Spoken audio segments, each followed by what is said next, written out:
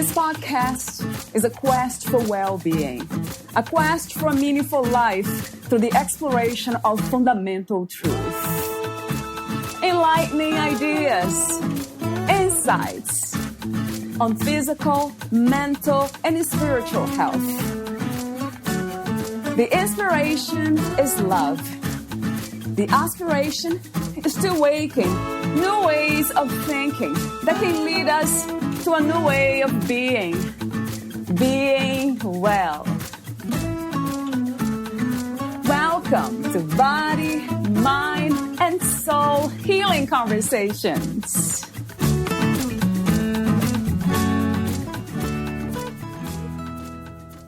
Life was meant to be good, life was meant to be fun, and we were meant to shine, not shrink. Valeria Teles interviews Anna Garcia, a law of attraction coach and the author of the handbook, 5 Fundamental Mistakes in Manifesting and How to Fix Them. Anna is a law of attraction coach living in Sydney, Australia, and she has been coaching people around the world since 2011. Anna loves studying and teaching universal laws because she was driven to understand the game of life and how to play it. She became fascinated with the laws when an experiment with visualization caused her to put an incurable illness, systemic lupus, into remission without medication. Anna had been searching for the purpose of life since she was a teenager, and at one point gave away everything she owned. She took a vow of poverty, chastity, and obedience to live a semi-contemplative life as a full-time missionary for 4 years. She came out knowing that life was meant to be grand. We are not meant to play small. Today, she helps people from all walks of life, from lawyers to entrepreneurs to psychologists, network marketing groups, or stay-at-home moms. Anna helps them understand their magnificent minds so they can live extraordinary lives. She teaches processes to help people align their thoughts with their desires, removing contradictory blocks so they can manifest a fulfilling life. Anna reminds them they are not alone in this journey. Rather, they have untapped reservoirs within them, their infinite self who is calling them forward. Meet Anna at annagarcialifecoach.com. Here is the interview with Anna Garcia.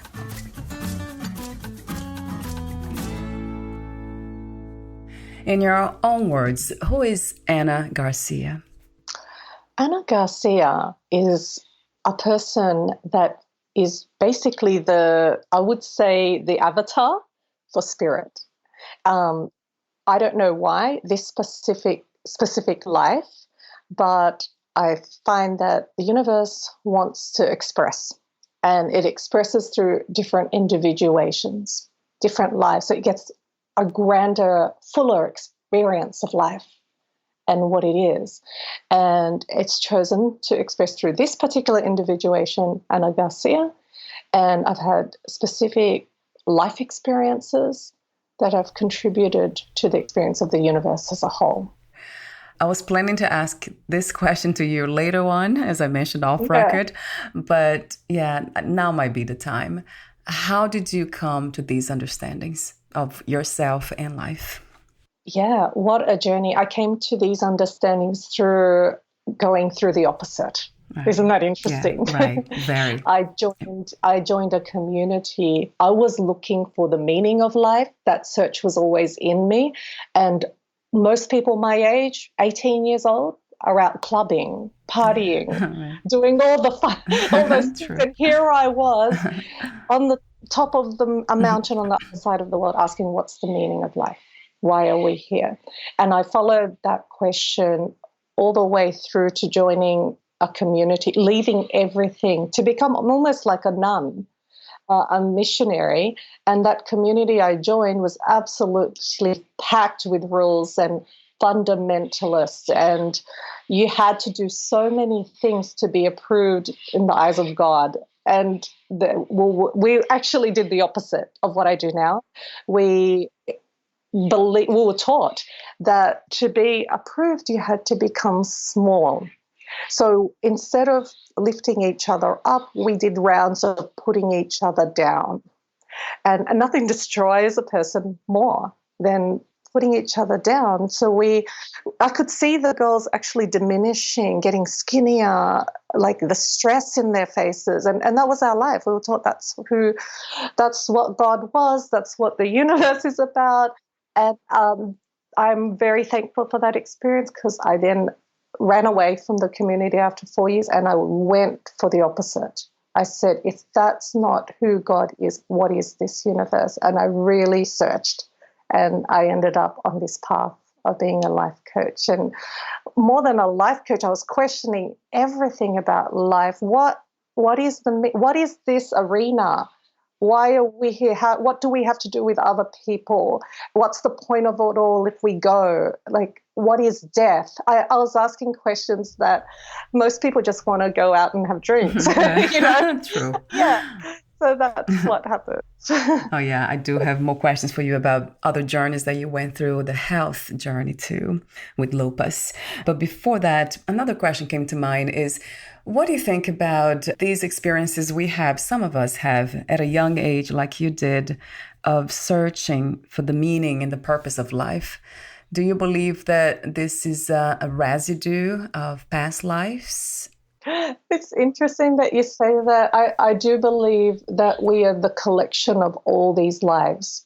And there is almost like Easter egg hunting. We are searching for new experiences. And so I don't know what lives I lived beforehand, but the part of me was ready for this part of the experience. Okay, so yes, let's now experience this. Let's now inquire about this. I have a feeling I was a bit of a philosopher in a past life, and I did this online test, and it said, find out what your past life, and it came up as a philosopher, and it makes total sense to me, because that part of me was almost like, I'm up to this chapter of the book, and if my life here is one chapter of a book, this is definitely the part about the inquiry. Do you believe we as individual? Yeah, this is how I see it, and I think it might have been influenced by the Seth books. I see it like the grander us is a collection of all the experiences, and that part of us is like the center of the spokes of a wheel, and it is branching out to different lives and getting grander and richer through the experiences of all these individual lives, kind of like it's doing multiple virtual realities at once. I know that's a bit hard to get our head around, because we live 4D in our world. Yeah. We live the space and time, the width, breadth, height and time, whereas our soul is multidimensional. It's kind of quantum physics, where you have all possibilities existing at once, and there's not really even time. The time is constructed by us so that our consciousness gets to experience the journey from here to there.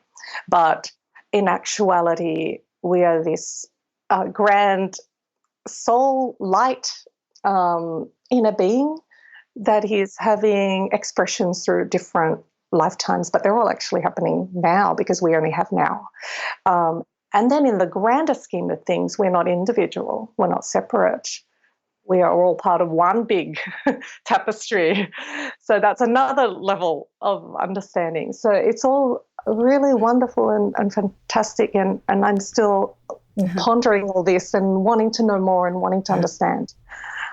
I love this idea that everything's actually connected. There's no separation. It's something that we seem to have learned in this physical lifetime. This is a chair, and this is where this chair ends. And this is a table, and this is where this table ends. And this is my life, and it ends at me. But it's not. If all things are spirit and energy, where does energy begin and end? And where does it stop from being? It's like, at what point does water become steam or become ice? It's all the one. It's all spirit. It's all energy in different expression. So it's really interesting. Usually I sense these energies of wholeness when joy arises, when love for everything, myself and everything around me arises. That's when I know I'm in touch with that flow. Is that possible to live like that? Absolutely. That's the whole purpose of our life, is joy. We came here for joy. You go to watch a movie. What for? You want to have this emotional journey. You want to cry with them. You want to laugh with them. You want to see them triumph. But why do you watch it if you know it's all staged? It's all set up. It's actors. It's not even real. Okay, this life here is not real. It looks real. This is the illusion. This is a virtual reality, and we are passing through it not because we can take the houses and the cars with us. It's because we want to have the emotional journey through it. And we get the houses and the cars for the emotional journey, but it's really the emotions we came for. And joy is the greatest indicator that we're in alignment with our inner being, our higher self. Yeah.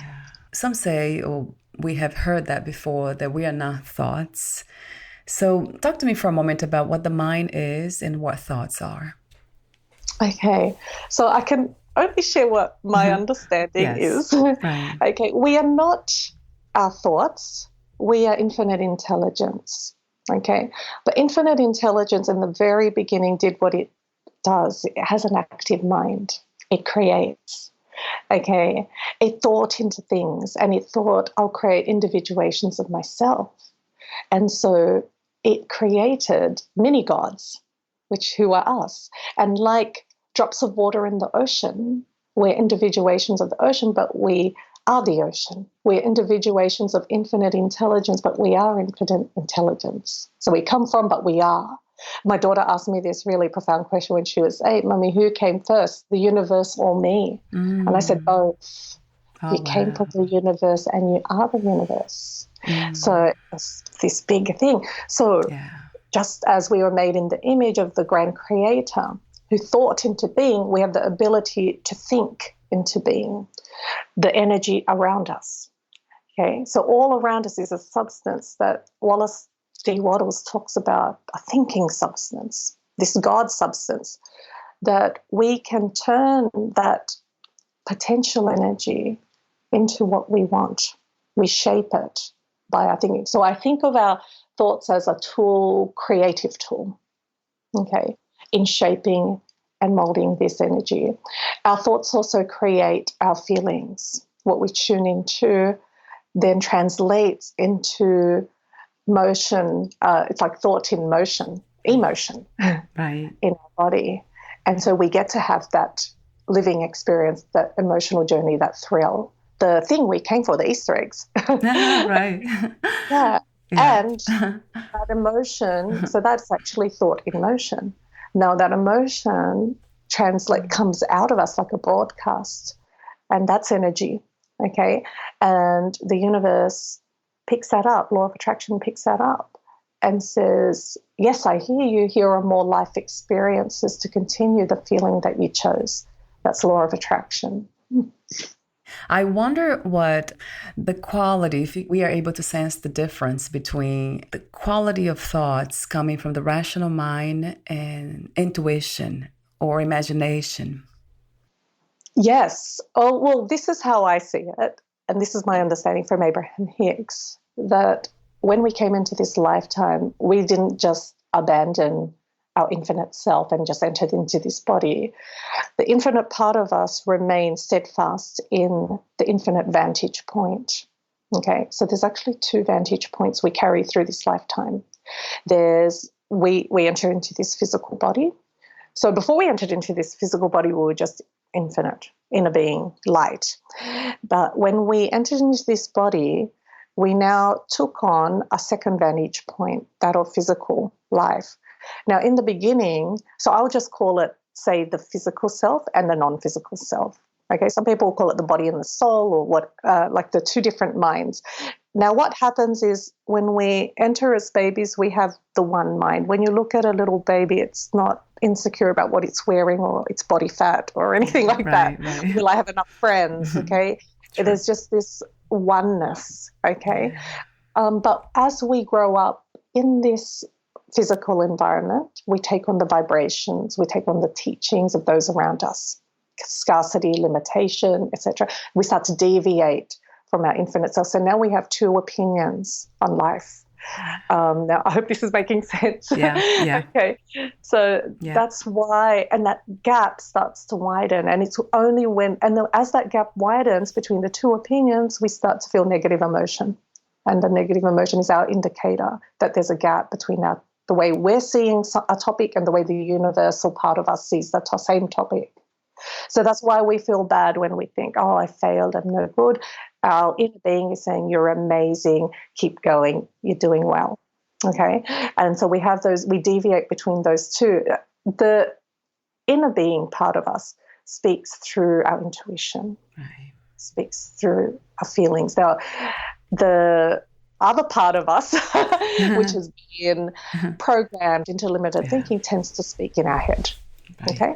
And you can tell the difference because sometimes you'll have an experience where you have a crisis and my head tells me one thing, my heart tells me something else. Right.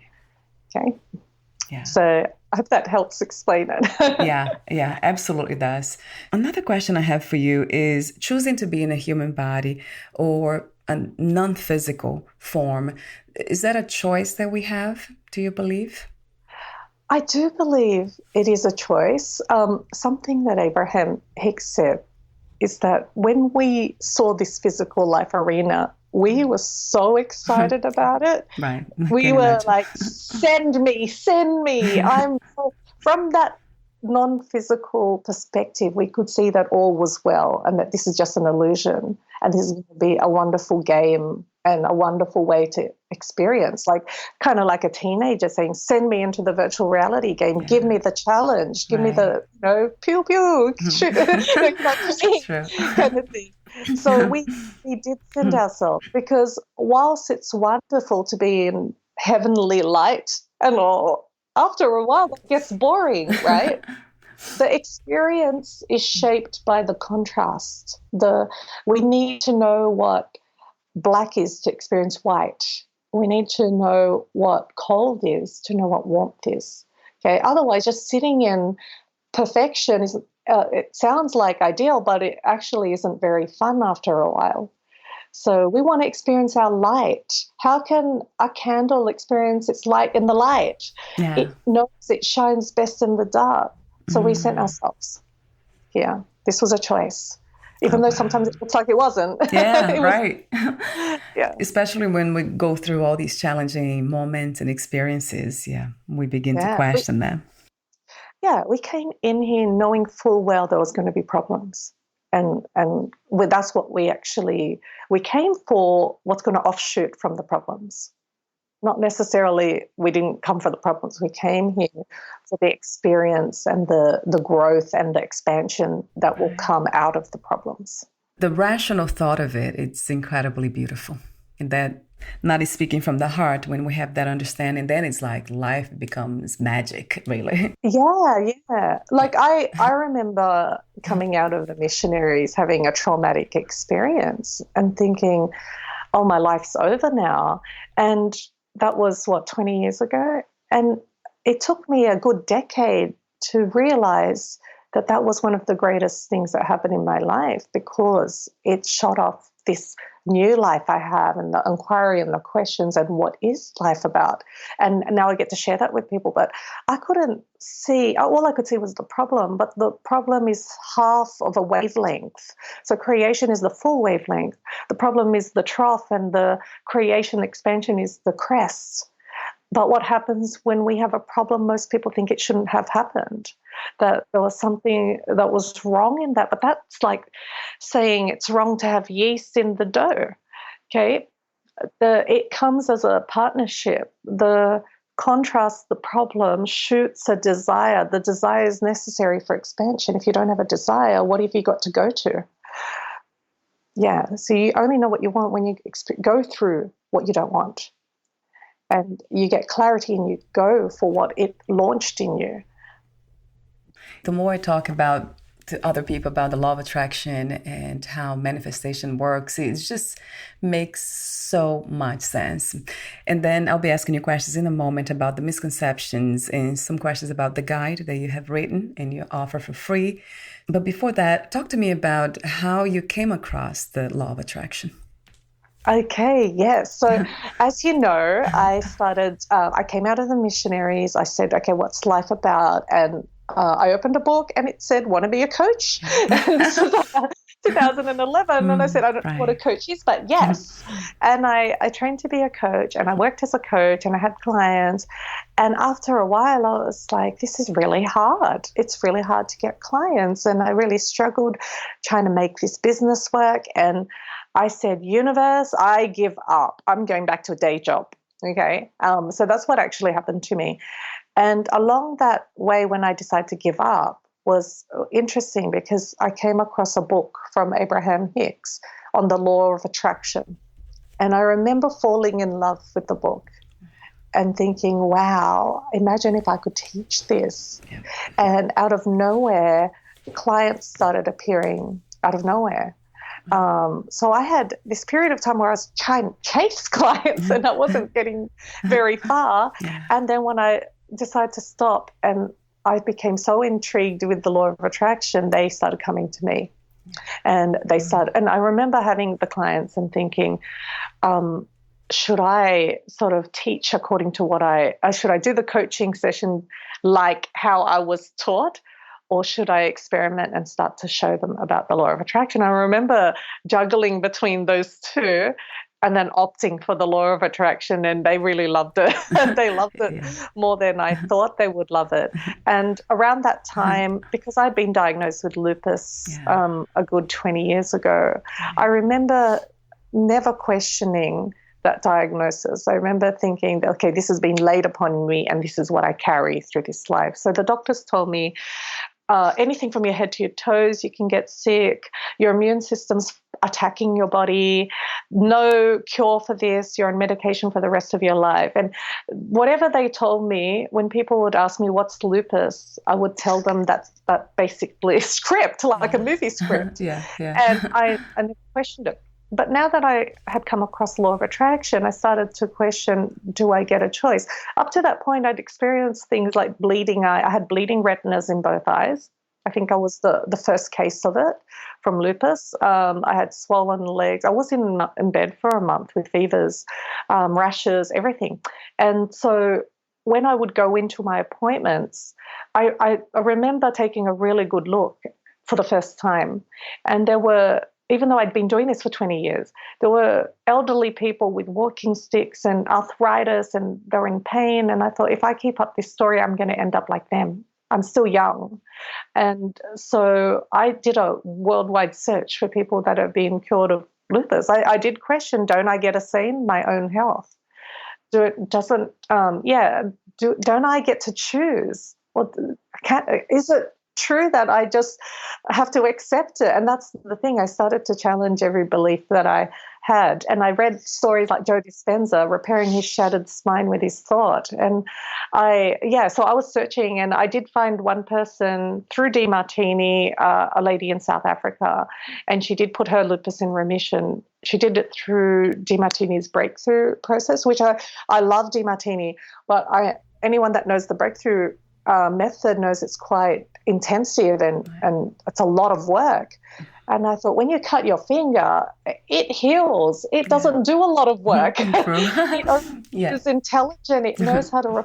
So I thought, you know what? I have no guarantee of this, but I'm just going to imagine I'm well, 15 minutes a day. And I did that for about a year. And I started noticing that I was feeling pretty strong. And I thought, I was a bit rebellious. I thought, I'm going to stop taking my medication. I didn't even tell my doctor. So I'm not telling anyone to do this. Follow your doctor. Right. But I felt as well. And so when I did the blood test, I hadn't told him yet, and I saw that my DNA for lupus was 0% a year later. And so eventually I did tell him, and he said, oh, no, it's going to come back. You better take a little bit. And of course I didn't. Right. And then the next year when we did the blood test, he said, no, you're healthier than a healthy person. This is quite miraculous. I've only seen this in 2% of cases. And he said, clearly mindset is everything, but I can't tell people that, but you can. And so that's how I ended up in the law of attraction. I just, out of fascination and falling in love with the topic and then watching what happened in my life. It's the way we think that changes everything. And I love this idea of believing that the body can heal itself, because that is true. That's how I usually don't, because I see the body as part of the universe. Everything's connected, everything's life. So a lot of times if I'm feeling anything, I just ask the body to heal itself. So, and it does. That's fascinating how it does. So I don't have to believe in something else. Just ask the body to fix it. Oh, well, I had no certainty about that process, but I did think I have nothing to lose. And I really had to exercise the imagination because that wasn't familiar for me. I had to. I remember imagining electricity, kind of this light running through my body, and then my cells. I used to say that my cells love me and look after me. I remember saying those sorts of things, but I didn't expect. I don't know what I expected. I just thought there's nothing to lose in doing this. Yeah, and no one has, the truth is, by trying. I have asked the question about some people who have tried many different kinds of methods, the law of attraction, energy healing, and everything else in between when it comes to alternative medicine, and didn't work. Physically, they didn't recover. But if they lost the body, when they left the body, they were peaceful. They were at peace. So I guess that works too, right, Anna? Because life is infinite. Yeah. It's really hard for us to judge on the outside. Like the human tendency is to go, oh, okay, they mustn't have done the process right, or they mustn't, you don't know what's going on within the soul. Abraham Hicks says that, we don't have access to the relationship between the person and the inner being. We don't know if they've gotten already enough out of this life and they're ready to move on to another one. We don't know what's going on. What we're called to do is to tend to our own life experience, our own gap, our own relationship with our inner being. I don't know why that happened for me and maybe not for someone else, but I do know that I was meant to teach something about the law of attraction, and how can I teach without any life experience? So what are some of the greatest misconceptions about the law of attraction that you have come across?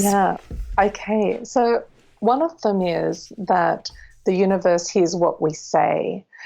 The universe is actually a mood-based universe. It actually hears what we feel. So we could be saying, I'm rich, I'm rich, I'm rich, I'm rich. But if the feeling is that I feel poor, that is the broadcast that's picked up. Okay. So many people, they think, okay, I've got to do all these processes to make myself attract, but not paying attention to their feelings. Okay. The dominant vibration is what is attracting. Okay, so the rule of thumb that I go by is if I feel good, it means my thoughts are pointed in the same direction as my desire. So full steam ahead, go for it, say the affirmations, take the action, do all of that. But if I'm not feeling good, it means that the two opinions are clashing right now. It means that my thoughts are turned against my desire. I'm not facing the right way on the map. And so to go and leap into action is just going to lead into frustration, etc. First, I've got to get myself turned in the correct direction. So in that situation, I wouldn't take a whole heap of action. I would do a lot of soothing meditation, calming, things that would feel at ease. And then as I feel better, then I will go and start to take the leap of action.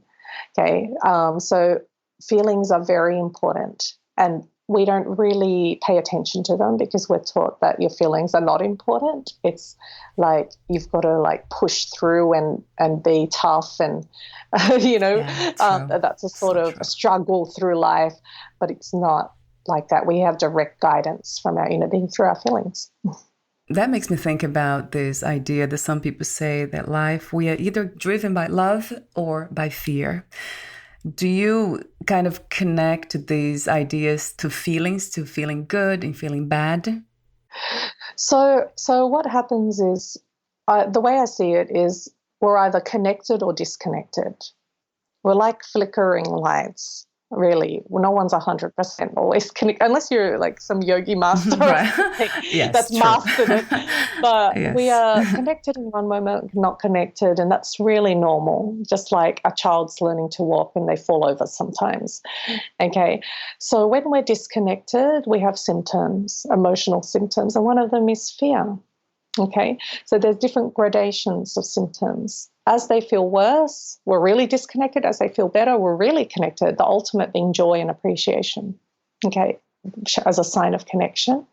And when, so they're indicators for us. That's why we pay attention to the feelings. Okay, not only do they attract, but they also show us where we're at with our inner being. And our aim is not to be happy all the time, because sometimes that's not reachable. Okay, but our aim is to just feel better than where we were. Yes, what an important message. So it's not really about feeling good all the time or trying to be connected all the time as we live in the real world, doing things. Yeah. So if you're in depression, you can't reach for happiness. It's too far. Law of attraction will only give you something within the vicinity of where you're standing. So if I am able to reach for like hope, I'm in the right direction. That feels a little bit better than being utterly depressed. Okay. But if I'm up in joy, hope kind of feels like a step backwards, because there's like a certainty in joy, a lightness in joy, and hope just sort of like kind of maybe. Yeah. So none of the emotions are good or bad. They just are like keys on a keyboard. They're just different indicators of the kind of distance we are at with our inner being. That's a very different perspective on that, Anna. What you just said about even the emotions, getting to understand emotions, which ones resonate with one another or closer to one another. Yeah. It's like, how can you leap across to another, like all the way to joy if you're in depression? So, right, if I'm feeling really bad, I'm not going to go starting to make myself say affirmations about joy, because it's just going to be like, meh. That's not going to feel good at all. Okay. But if I go and I have a hot cup of tea, I'm like, that feels good. And I might go and smell my favorite candle and I go, that feels good. Now I'm moving on the scale of emotions towards the direction. We just have to be pointed in the direction. We don't have to be there 100%. This would be an interesting book to read. Your next book or your first book, that's a very interesting subject, the array of emotions and how to navigate through them. Yeah. Let me know when that's written. It's actually taught to me by Abraham Hicks, but I don't know, in meditation, the understanding of the piano and understanding it more at a personal level just sort of comes through life experience and pondering and meditating. So it's not actually my original idea, but it's something that I've learned to internalize and understand in my own understanding, like my own life experience. Right, yeah. And a lot of these, manifesting, it really comes from understanding who we are, right? I absolutely understand. It's not just intellectualizing, trying to get to know knowledge. It's not just about knowledge, but wisdom. I agree. Yeah, manifesting what we want is about, understanding. And if we want to really navigate this car, it's like we've been given a Ferrari and we don't know how to drive it. So we are manifesting all the time, but we may be manifesting what we don't want out of not understanding or not being aware.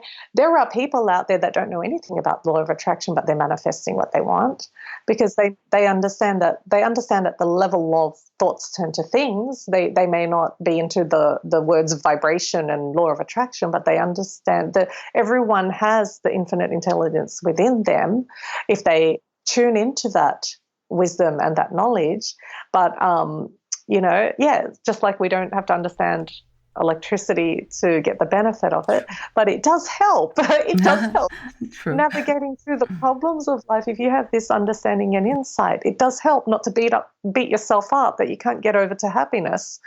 When you have this understanding, it does help when you may be not getting well, but not to beat yourself up and to reach for what feels better from where you stand. True. So before we go, I have those ending questions, and I would love to talk to you more. I mean, I'll talk to you for a long time. I would stay here forever. But I know I mentioned before, you wrote the guide titled 5 Fundamental Mistakes in Manifesting and How to Fix Them. So you have these 5 mistakes here that we make. Talk to me about a few of them, 1 or 2, and then I'll ask you those ending questions. Sure. Okay. So one of the things that is often said is you've got to take action. Okay. A mistake is taking action, the wrong type of action. Right. Okay. There's 2 types of action. There's action out of responsibility, out of struggle, out of hard work, effort. Okay. And then there's inspired action. Okay. So what I say to people is tune into your inner being, connect first to your higher self, and then listen. Now, we don't often listen because we're too busy going about life. It's really beneficial to actually withdraw from the outside world and take time to listen to your soul, to your intuition, to your inner being, because it already heard your requests about what you want, and it knows the way to get there. Okay, it's like personal sat nav, but it will speak in this quiet voice. So it can't compete with the loud voice in your head. It can't compete with the outside noise. And so if you are paying attention to that inside voice, you'll notice that it is giving you instructions. It might say, go over here, call that person, go over there. It will be giving you little nudges through feelings. And, I had to train myself because I was very logical. I was very like, okay, I'm going to execute this. I got Liz executing this. But to deviate from that because there's a nudge inside telling me to go the opposite way, that was new to me.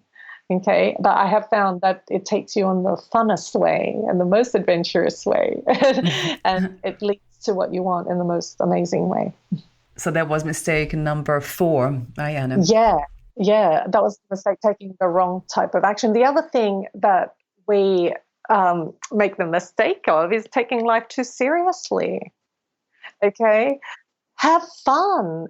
You wouldn't believe, like, I have people come to me with failing businesses. I had one lady, and she's a manifester. Like, she knows what she wants and she goes for it, and she always achieves success. And she decided to open a cafe. And she had this grand vision, and when she contacted me, she said, oh my gosh, like, maybe this is not really my dream baby because I'm losing money every day. Like, she was losing, and I said to her, go and have some fun with it. And she forgot about having, and then I visited her a few months later, and there's a steady stream of customers. So what happened? She said literally the next day it started changing 180. Little by little, trickle of people started coming in. Then out of nowhere, the biggest competitor to them shut down overnight.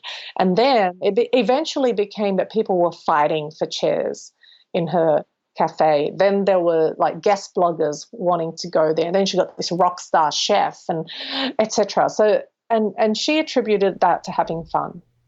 Yeah, that's another component in life that we often forget about. It we just even when we take inspired actions, like I have done in my life a lot of recently, then it tends to become responsibility, right, Anna? So we need to be aware of that too. Always to remind ourselves to have fun instead of getting caught up with doing things out of responsibility only. Right.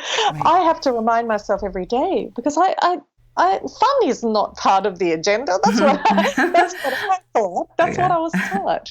Okay, stop mucking around. Get to work. Right.